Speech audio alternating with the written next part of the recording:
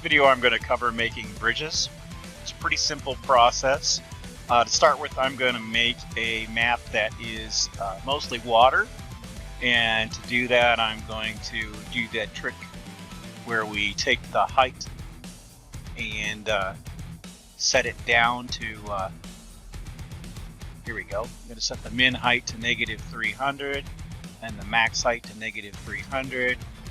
I'll apply it and everything will drop down into the water. And actually, just to be safe here, I'm going to turn off the water here, and I'm going to get rid of all the objects here. Okay, and I'll turn the water back on. Now, I need to have some elevated areas for the bridges to go across. So I'm going to use this leveling brush with the square and disable attenuation. I'm going to set the height to 100 and build some elevated areas.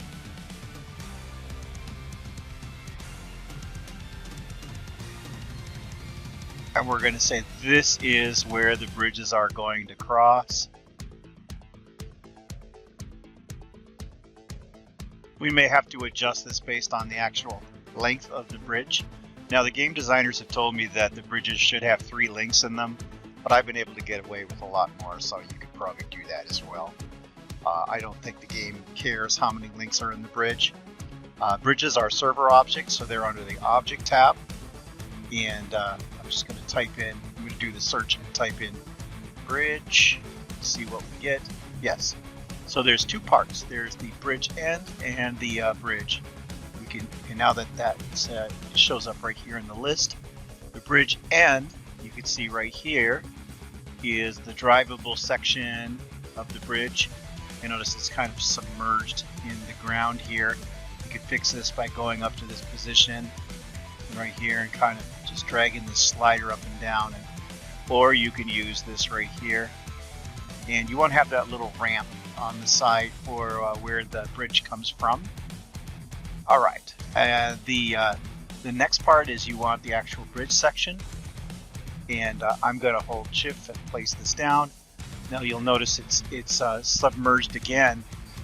Easy thing to do is just take and select this object and go down here, and it says 114 for the Z height. So I could just type in 114. There you go, and now it matches that height.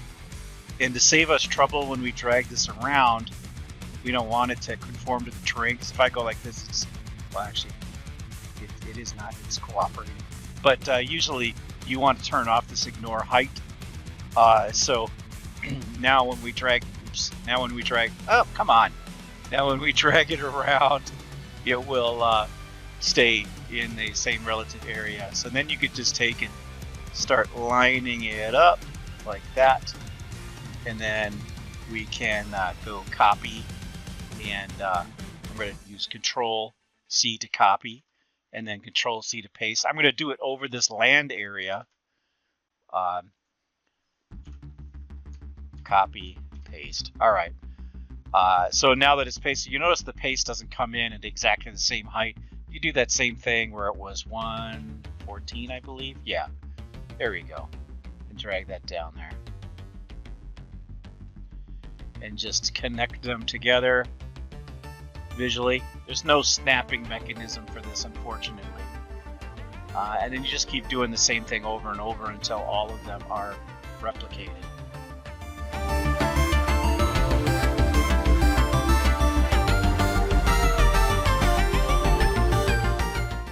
Okay, so now I'm up to the end here. Now all we have to do is take that bridge end structure, and we're going to shift left click and put that out there and set its height.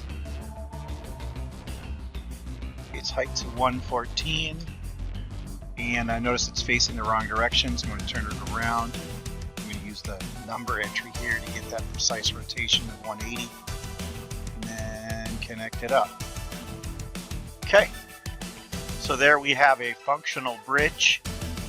Now, in order to be able to test this in the game, I got to make sure that I have all the relevant start points. I'll put a resource node up there. I don't know if that's required, but we want the start position, so I'm going to search for start. And then we want player start right there.